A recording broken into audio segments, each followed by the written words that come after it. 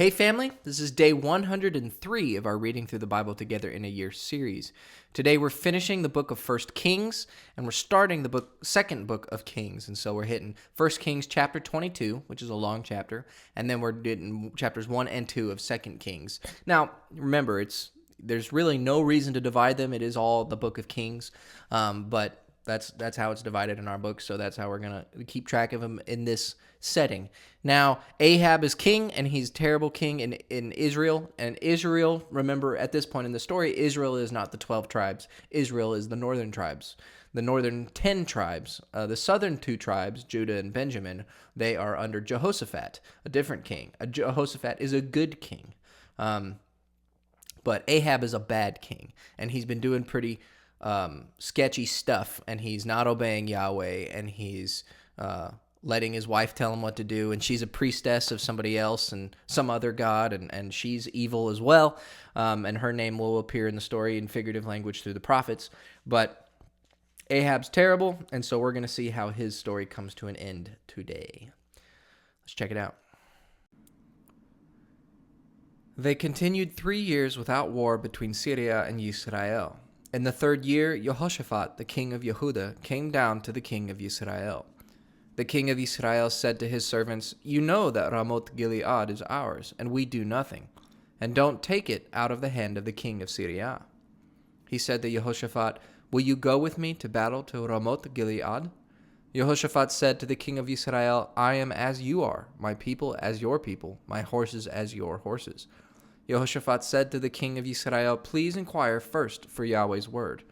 Then the king of Israel gathered the prophets together, about 400 men, and said to them, "Should I go against Ramoth Gilead to battle, or should I refrain?" They said, "Go up, for the Lord will deliver it into the hand of the king." But Jehoshaphat said, "Isn't there here a prophet of Yahweh, that we may inquire of him?" The king of Israel said to Jehoshaphat, "There is yet one man by whom we may inquire of Yahweh, Michaiah, the son of Yimlah. But I hate him, for he does not prophesy good concerning me, but evil." Jehoshaphat said, "Don't let the king say so." Then the king of Israel called an officer and said, "Quickly get Michaiah, the son of Yimlah." Now the king of Israel and Jehoshaphat, the king of Yehudah, were sitting each on his throne, arrayed in their robes, in an open place at the entrance of the gate of Shomeron. And all the prophets were prophesying before them. Zedekiah, the son of Kenaanah, made himself horns of iron, and said, "Yahweh says, with these you will push the Syrians until they are consumed." All the prophets prophesied so, saying, "Go up to Ramoth Gilead and prosper, for Yahweh will deliver it into the hand of the king." The messenger who went to call Michaiah spoke to him, saying, "See now, the prophets declare good to the king with one mouth. Please let your word be like the word of one of them, and speak good." Michaiah said, "As Yahweh lives, what Yahweh says to me, that I will speak." When he had come to the king said to him, "Michaiah, shall we go to Ramoth Gilead to battle, or shall we forbear?" He answered him, "Go up and prosper, and Yahweh will deliver it into the hand of the king." The king said to him, "How many times do I have to adjure you that you speak to me nothing but the truth in Yahweh's name?" He said, "I saw all Israel scattered on the mountains, as sheep that had no shepherd." Yahweh said, "These have no master. Let them each return to his house in peace." The king of Israel said to Jehoshaphat, "Didn't I tell you that he would not prophesy good concerning me, but evil?"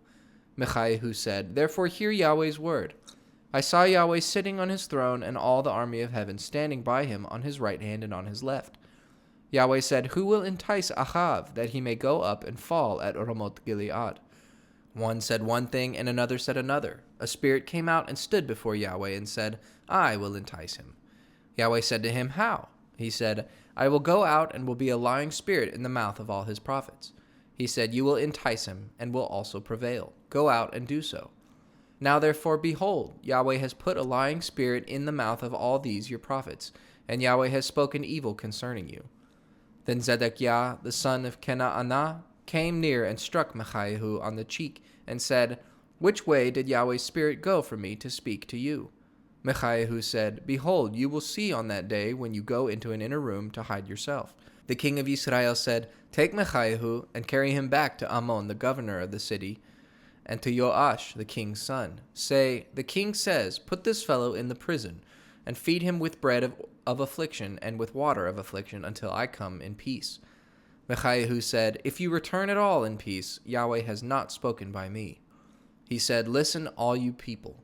So the king of Israel and Jehoshaphat, the king of Yehudah, went up to Ramoth Gilead.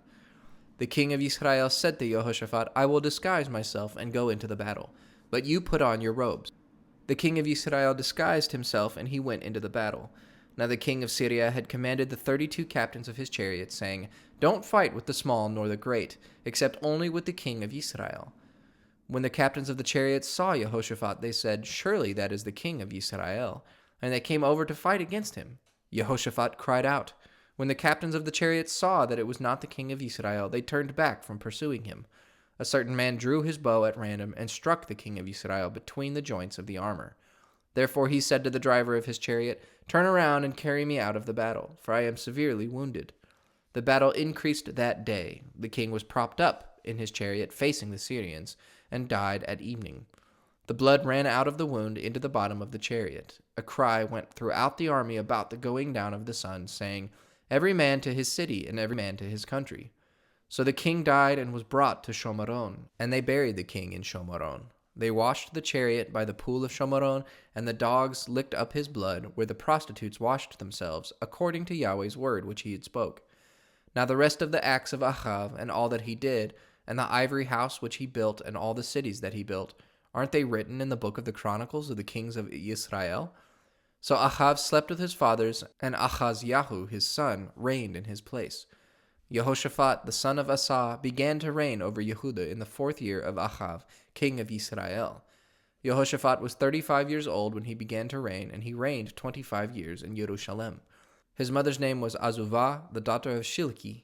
He walked in all the way of Asa his father. He didn't turn away from it, doing that which was right in Yahweh's eyes. However, the high places were not taken away. The people still sacrificed and burned incense on the high places. Jehoshaphat made peace with the king of Israel. Now the rest of the acts of Jehoshaphat and his might that he showed, and how he fought, aren't they written in the book of the Chronicles of the kings of Yehudah? The remnant of the Sodomites that remained in the days of his father Asa, he put away out of the land. There was no king in Edom, a deputy ruled. Jehoshaphat made ships of Tarshish to go to Ophir for gold, but they didn't go, for the ships wrecked at Etzion Gever. Then Achaziah, the son of Achav, said to Jehoshaphat, Let my servants go with your servants in the ships. But Jehoshaphat would not. Jehoshaphat slept with his fathers and was buried with his fathers in his father David's city. Jehoram his son reigned in his place. Achaziah, the son of Achav, began to reign over Israel in Shomaron in the 17th year of Jehoshaphat, king of Yehudah, and he reigned 2 years over Israel. He did that which was evil in Yahweh's sight, and walked in the way of his father, and in the way of his mother, and in the way of Yerovam the son of Nevat, in which he made Israel to sin. He served Baal and worshipped him, and provoked Yahweh, the God of Israel, to anger in all the ways that his father had done so. Moab rebelled against Israel after the death of Achav. Achaziah fell down through the lattice in his upper room that was in Shomaron, and was sick. So he sent messengers and said to them, Go, inquire of Baal-Zevuv, the god of Ekron, whether I will recover of this sickness. But Yahweh's angel said to Eliah the Tishbite, Arise and go up to meet the messengers of the king of Shomaron, and tell them, Is it because there is no God in Israel that you go to inquire of Baal-Zevuv, the god of Ekron? Now therefore Yahweh says, You will not come down from the bed where you have gone up, but you will surely die. Then Eliah departed. The messengers returned to him, and he said to them, Why is it that you have returned?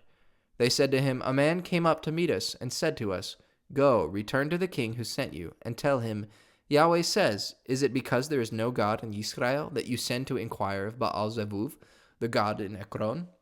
Therefore you will not come down from the bed where you have gone up, but you will surely die. He said to them, What kind of man was he who came up to meet you and told you these words? They answered him, He was a hairy man, and wearied a leather belt around his waist. He said, It is Eliah the Tishbite. Then the king sent a captain of 50 with his 50 to him. He went up to him, and behold, he was sitting on the top of the hill. He said to him, Man of God, the king has said, Come down. Eliah answered to the captain of 50, If I am a man of God, then let fire come down from the sky and consume you and your 50. Then fire came down from the sky and consumed him and his 50. Again he sent to him another captain of 50 with his 50. He answered him, Man of God, the king has said, Come down quickly. Eliah answered him, If I am a man of God, then let fire come down from the sky and consume you and your 50. Then God's fire came down from the sky and consumed him and his 50. Again he sent the captain of a third 50 with his 50. The third captain of 50 went up and came and fell on his knees before Eliah and begged him and said to him, Man of God, please let my life and the life of these 50 of your servants be precious in your sight. Behold, fire came down from the sky and consumed the last two captains of 50 with their 50s. But now let my life be precious in your sight. Yahweh's angel said to Eliah, Go down with him, don't be afraid of him. Then he arose and went down with him to the king. He said to him, Yahweh says, Because you have sent messengers to inquire of Baal-Zevuv, the god of Ekron, is it because there is no God in Israel to inquire of his word? Therefore you will not come down from the bed where you have gone up, but you will surely die. So he died according to Yahweh's word which Eliah had spoken. Jehoram began to reign in his place in the 2nd year of Jehoram the son of Jehoshaphat, king of Yehudah, because he had no son. Now the rest of the acts of Ahazyahu which he did, aren't they written in the book of the Chronicles of the Kings of Israel? When Yahweh was about to take Eliah up by a whirlwind into heaven, Eliah went with Elisha from Gilgal. Eliah said to Elisha, Please wait here, for Yahweh has sent me as far as Bethel. Elisha said, As Yahweh lives and as your soul lives, I will not leave you. So they went down to Bethel. The sons of the prophets who were at Bethel came out to Elisha and said to him, Do you know that Yahweh will take away your master from over you today? He said, Yes, I know it. Hold your peace. Eliah said to him, Elisha, please wait here, for Yahweh has sent me to Jericho. He said, As Yahweh lives and as your soul lives, I will not leave you. So they came to Jericho. The sons of the prophets who were at Jericho came near to Elisha and said to him, Do you know that Yahweh will take away your master from over you today? He answered, Yes, I know it. Hold your peace.